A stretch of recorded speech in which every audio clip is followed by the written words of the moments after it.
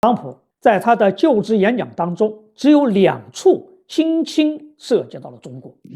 华盛顿当地时间1月20号中午12点，也就是北京时间1月21号凌晨1点，美国当选总统特朗普在最高法院首席大法官的见证下宣誓就职，并发表了就职演讲。对于咱们中国人来说，最关心的是他如何来表达与中国的关系。当然，把美国作为主要对手的拜登团队也非常关注特朗普如何处理与中国的关系。结果呢，在20分钟的演讲当中，特朗普从美国优先讲到要转向让美国再次伟大，从洛杉矶火灾、非法移民问题讲到法律与秩序、新的能源政策以及制造业回流等问题。但是让那些反华分子、台独分裂分子们失望的是，特朗普既没有威胁对中国将继续挥舞关税大棒，又没有提到台海、南海及钓鱼岛等问题，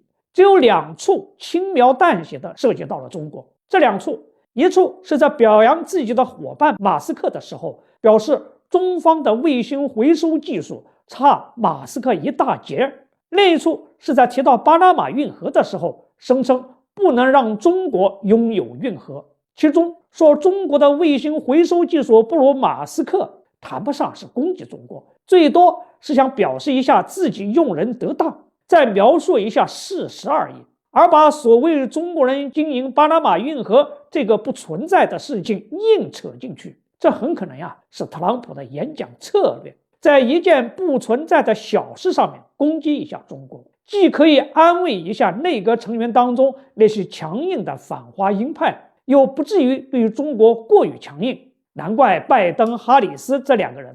听到这里的时候都会心地笑了起来。当然，即使如此，特朗普根本不可能放弃遏制围堵中国的政策。另外，由于他已经表达了要在100天内访问中国的意愿，所以可能在演讲当中刻意降低了对中国攻击的调门。但是至少已经显示出他在处理与中国关系的时候与拜登有不一样的地方了，以及有比拜登更多的与中国合作的意愿。这就使得咱们中国在处理与美国的关系的时候有了更多的转换空间。我们看到，在1月20号的外交部例行记者会上，针对外界传闻特朗普将在100天内访问中国的消息，发言人毛宁表示，中方愿意同美国新政府加强对话沟通，妥善管控分歧，拓展互利合作，中美合则两利，斗则俱伤，稳定健康